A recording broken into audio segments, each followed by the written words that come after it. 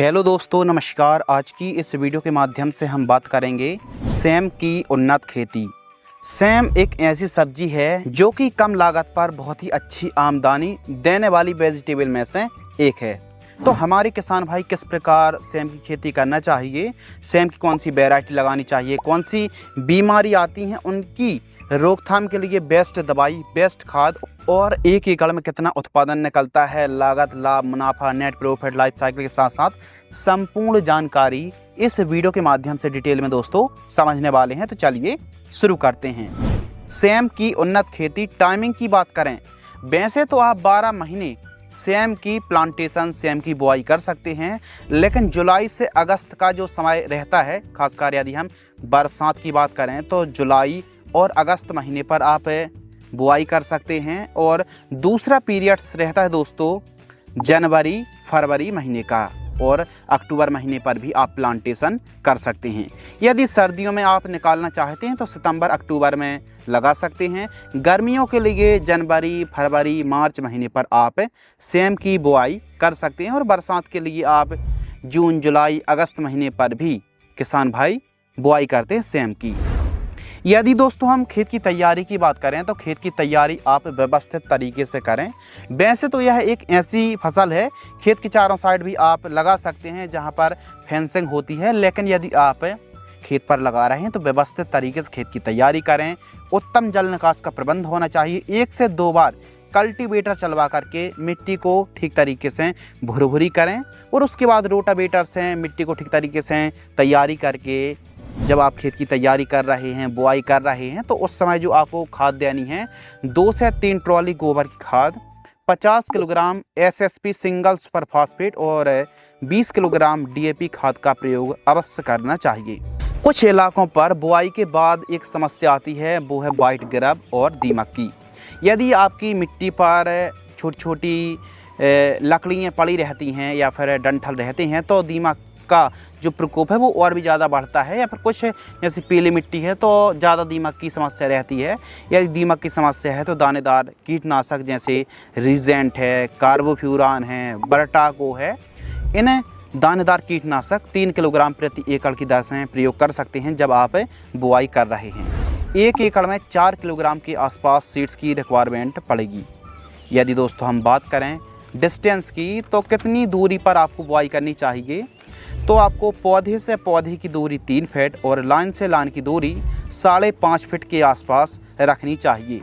Same का अच्छा उत्पादन निकालने के लिए आप मंडप विधि पर ही सेम की खेती करें, यानी बम्बू विधि से। जैसे आप इस प्रकार बम्बू देख रहे हैं, आप मंडप देख रहे हैं, स्ट्रक्चर देख रहे हैं, उसी प्रकार जैसे हम करेले की खेती करते हैं, गिलकी की खेती करते हैं, या फिर सब्जियों को बम्बू विधि से खेती करते हैं, तो उसी प्रकार दोस्तों आप सेम की खेती करें। सेम की शाखाओं को जो बेल होती हैं उनको ऊपर चढ़ाएंगे तो फिर आपको उपज क्षमता, क्वालिटी, स्प्रे करने में आसानी और बहुत अच्छा फ़ायदा होने वाला है। यह एक लंबे समय तक चलने वाली फसलों में से एक है। तो पौधे से पौधे की दूरी 3 फीट ही रखें और लाइन से लाइन की दूरी 5.5 फीट से ज़्यादा ना रखें। यह डिस्टेंस बहुत ही बढ़िया माना जाता है। और एक गड्ढे पर जब प्लांटेशन कर रहे हैं तो 1 से 2 बीजों की बुआई आपको करनी चाहिए। मंडप तैयार करने के लिए आपको 1500 से 2000 बांस के टुकड़ों की आवश्यकता पड़ेगी, जो कि मजबूत हों और 8 फीट ऊंचाई वाले रहने चाहिए। 2 फीट, 1.5 से 2 फीट मिट्टी के अंदर आपको गड़ाना पड़ेगा, मजबूती देनी पड़ेगी, पैड वायर की आवश्यकता पड़ेगी, प्लास्टिक की रस्सी, धागा की आवश्यकता पड़ेगी, और मंडप की जो ओवरऑल स्ट्रक्चर की जो ऊंचाई है 6 फीट के आसपास रखनी चाहिए। सिंचाई बहुत ही इम्पोर्टेंट टॉपिक है। हल्की भूमि पर 2 से 3 दिनों के अंतराल पर सिंचाई करें, ड्रिप एरीगेशन से, टपक सिंचाई से। और यदि आप फ्लैट एरीगेशन से खेती कर रहे हैं तो 7 से 10 दिनों के अंतराल पर सिंचाई करनी चाहिए। हल्की भूमि पर थोड़ा जल्दी सिंचाई और भारी भूमि पर थोड़ा सा गैप बनाकर सिंचाई आपको करनी चाहिए। यदि आपकी हल्की भूमि है तो जो खाद देने का तरीका है कि एकदम से आप खाद का प्रयोग ना करें। यदि आप 1 बोरी 1 बैग यूरिया का इस्तेमाल कर रहे हैं तो कम से कम 4-5 टुकड़ों में तोड़कर, यानी अलग अलग भाग बनाकर खाद का प्रयोग करेंगे तो बहुत अच्छा फ़ायदा होगा। क्योंकि हल्की भूमि पर सिंचाई करने के बाद लीचिंग आउट की जो समस्या है, क्योंकि मिट्टी के काफ़ी नीचे खाद सिंचाई चली जाती है। तो इसीलिए हल्की भूमि पर आपको थोड़ा थोड़ा खाद करके यदि प्रयोग करेंगे तो उसके ओवरऑल आपको रिजल्ट अच्छे देखने के लिए मिलेंगे। चाहो आप ओवरऑल कोई भी वेजिटेबल को लगा रखा है तो भारी भूमि पर थोड़ा सा आप हैवी डोज का इस्तेमाल कर सकते हैं, उसमें कोई दिक्कत नहीं आती है। खरपतवार की रोकथाम, वीड कंट्रोल। मार्केट में तो काफ़ी खरपतवार नाशक उपलब्ध हैं, लेकिन जहां तक संभव हो सके तो निराई गुड़ाई ही करें। कम से कम 30-30 दिनों के अंतराल पर आपको निराई गुड़ाई करते रहना चाहिए। जितनी साफ़ सफाई आप रखेंगे उतना ही आपको अच्छा फ़ायदा होगा, क्योंकि देखा है कि यदि ज़्यादा ही कीटों का प्रकोप रहता है तो वाइट फ्लाई हो गई, थ्रिप्स माइट्स का प्रकोप ज़्यादा देखने के लिए मिलता है। तो इसलिए ओवरऑल जितनी ज़्यादा आप साफ़ सफाई रखेंगे उत्पादन क्षमता भी अच्छी मिलेगी और आपको फ़ायदा भी काफ़ी अच्छा होगा, क्योंकि वाइट फ्लाई का प्रकोप ज़्यादा रहता है। यदि ज़्यादा खरपतवार का प्रकोप है, खरपतवार का ज़्यादा जमाव है तो फिर पैदावार भी घटती है, पीलापन की शिकायत देखने के लिए मिलती है। तो इसीलिए साफ़ सफाई थोड़ा अच्छी रखिए। यदि खेती कर रहे हैं तो व्यवस्थित तरीके से ही खेती करें, तभी आपको काफ़ी अच्छी आमदनी होगी। Spray schedule. देखिए, सेम एक ऐसी फसल है, यदि हम सर्दियों की बात करें तो सर्दियों पर एफिड्स की बस समस्या आती है, गर्मी पर भी वही मोइला माहू और कुछ रस चूसक कीटों की समस्या आती है। लेकिन यदि हम ओवरऑल बात करें, यदि आप गर्मियों के दिनों पर खेती कर रहे हैं, बरसात के दिनों पर खेती कर रहे हैं, तो यह समस्या आ सकती हैं, जैसे पीला मोज़ेक वायरस। यह बड़ी समस्या है और आती भी है। सफ़ेद मक्खी है, एफिड्स जैसिड्स। एफिड्स तो किसानों को पता ही है कि जो मोइला माहू के नाम से जिसे जाना जाता है, वो हमारी सेम की फसल पर कितनी बड़ी समस्या है। फल मक्खी आती है, फली छेदक है, जो झुलसा है, लीफ ब्लाइट आता है, लीफ स्पॉट है, बिल्ट है, डाउन मिल्ड्यू और पाउडरी मिल्ड्यू रस्ट जैसी समस्या आती है।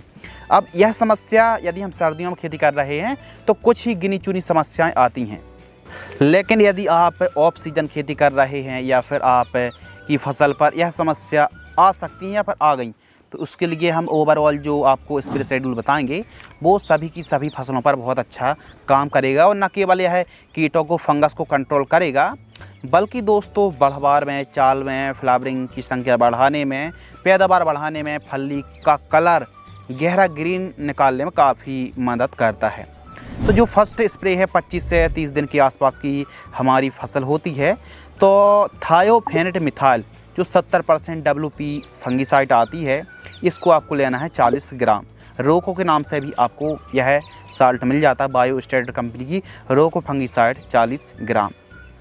और इसके साथ आपको सिजेंटा कंपनी की इकतारा या फिर किसी भी कंपनी की थाइमोथोक्सोम कीटनाशक को लेना है दोस्तों 10 ग्राम। 15 लीटर पानी में घोल करके स्प्रे आपको करना चाहिए। ये है फर्स्ट स्प्रे। सेकंड स्प्रे जब हमारी सेम की फसल 40 से 60 दिन के आसपास की होती है, तो इस समय आपको एक मकड़ी नाशक लेना है, एवासिन। एवासिन का डोज है 15 लीटर पानी में 15 ml। बायर कंपनी की सोलेमोन इंसेक्टिसाइड, इसमें इमिडाक्लोप्रिड और बीटासाइक्लोथ्रिन का कॉम्बिनेशन है। इसका डोज है 15 ml। और इसके साथ आपको मिक्स करना है डुपॉन्ट कंपनी की करजट, जो 8M आती है ना करजट, डुपॉन्ट की करजट को दोस्तों आपको लेना है 60 ग्राम। 15 लीटर पानी में घोल करके स्प्रे कर दीजिए। वहीं थर्ड स्प्रे, तीसरा जो स्प्रे है, जब 80 से 90-95 दिन के आसपास की हमारी सेम की फसल होती है, तो हमको एक टॉनिक लेना है टाटा की बहार। टाटा की बहार आपको 25 से 30 ml लेना है। और इसके साथ एक कीटनाशक सिजेंटा कंपनी की प्रोक्लेम या फिर एमामेक्टिन वेंजॉइट आपको लेना है 10 ग्राम। और इसके साथ आपको एक फंगिसाइड लेना है, जैसे डुपॉन्ट कंपनी की कोसाइड के नाम से आती ना, कोसाइड का डोज है 25 ग्राम। इनको 15 लीटर पानी में घोल करके स्प्रे करना चाहिए। तो इस प्रकार स्प्रे शेड्यूल चलाना चाहिए। यह तमाम प्रकार की रोग बीमारियों को कंट्रोल करके बढ़वार में, चाल में काफ़ी मदद करेगी। बेस्ट वैरायटियों की दोस्तों हम बात करें, जो कि आप अपनी उपज को काफ़ी ज़्यादा इंक्रीज कर सकते हैं और काफ़ी अच्छी उपज क्षमता देने वाली वैरायटी हैं।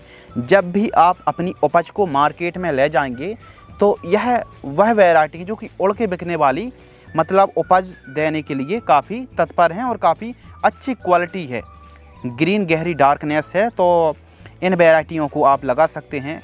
अंकुर डॉली के नाम से वैरायटी आती है, इस वैरायटी को आप लगा सकते हैं।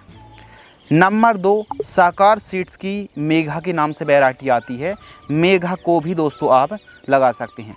इसके अलावा अंकुर की एक और वैरायटी आती है ARDL 183 जो वैरायटी आती ना, इन किस्मों को आप लगा सकते हैं।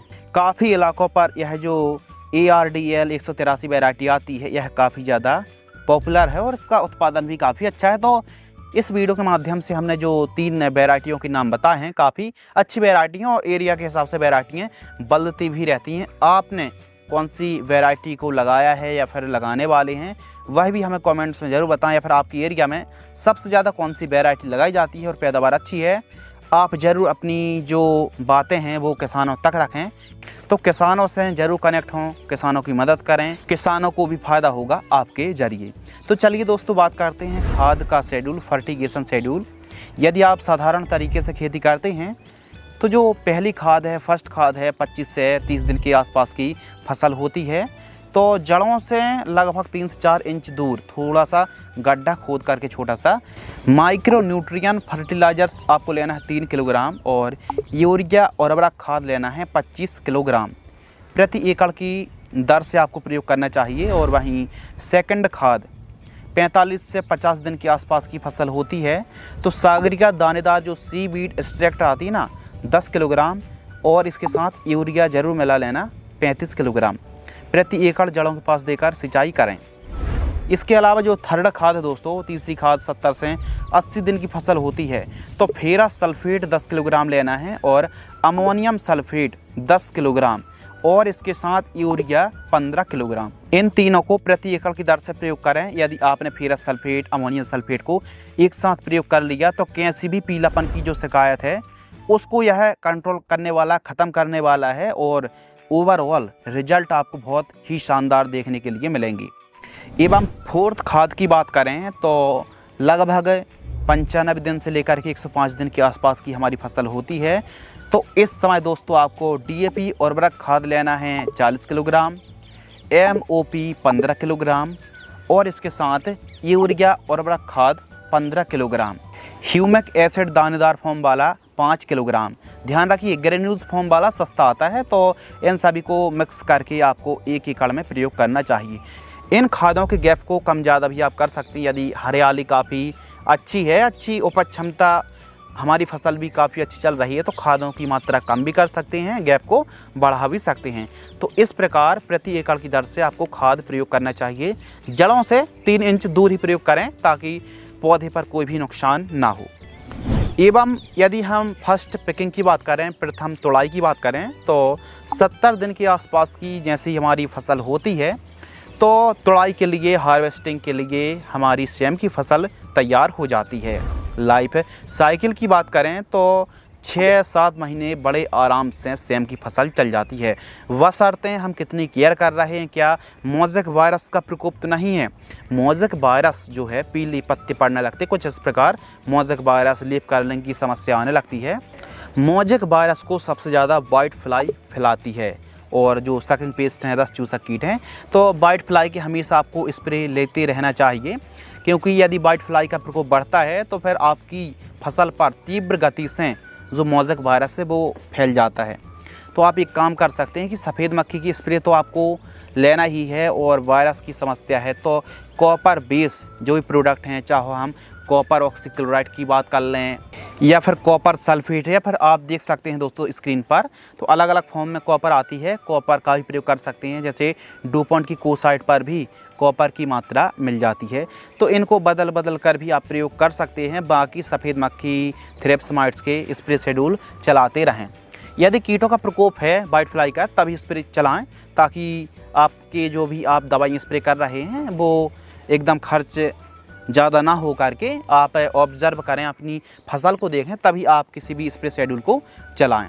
बाज़ार भाव, मार्केटिंग रेट, तो जो मार्केटिंग रेट है सेम का, यदि थोक की बात करें तो कम से कम 20 रुपये का रेट मिलना तो तय है। इससे ऊपर आप 30 रुपये 40 रुपये तक का थोक रेट मिल जाता है, लेकिन 20 रुपये 25 रुपये एवरेज आप मान लीजिए। उत्पादन की बात करते हैं तो लगभग 120 से 130 कुंटल मिनिमम उत्पादन निकलता है। अब जैसी आपने केयर करी है, जिस हिसाब से आप यदि फ्लावरिंग स्टेज पर है, फ्लावरिंग स्टेज पर आपने micro nutrient, humic acid, phosphorus जैसी खादों का प्रयोग किया तो फ़ायदा अच्छा होगा। वहीं जब फली स्टेज पर हमारी फसल होती, फ्रूटिंग स्टेज पर हमारी सेम की फसल होती, उस समय पोटास युक्त खादों का प्रयोग करना चाहिए। यदि आप ड्रिप से खेती कर रहे हैं तो 13-0-45 है, 00-50 है, SOP है, MOP है, इन खादों का प्रयोग करना चाहिए। और फ्रूटिंग स्टेज पर हमारी फसल है और यदि आप साधारण तरीके से खेती कर रहे हैं तो उसके लिए आप DAP खाद इस्तेमाल कर सकते हैं, MOP इस्तेमाल कर सकते हैं। तो जो पोटास युक्त खादें आती हैं इनका प्रयोग करने से फ़ायदा काफ़ी अच्छा होता है। और यदि फल की चमक क्वालिटी प्रभावित हो रही है तो इसके लिए एक काम कर सकते हैं कि बोरॉन और कैल्शियम नाइट्रेट का जो कॉम्बिनेशन है वो बहुत अच्छा काम करता है। अपनी फसल पर जब भी आप कैल्शियम नाइट्रेट का प्रयोग कर रहे हैं फ्रूटिंग स्टेज पर, तो कैल्शियम नाइट्रेट यदि साधारण तरीके से खेती कर रहे हैं तो 15 किलोग्राम प्रति एकड़ और 200 ग्राम बोरॉन लेना है।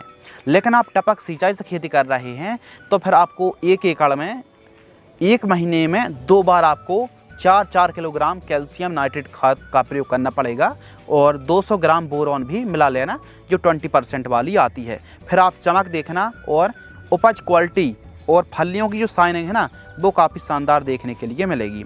तो उत्पादन जो दोस्तों है वो हमारे ऊपर है, जैसे हम केयर करेंगे उस हिसाब से हम अपनी फसल को चलाएंगे, उस हिसाब से फ़ायदा होने वाला है।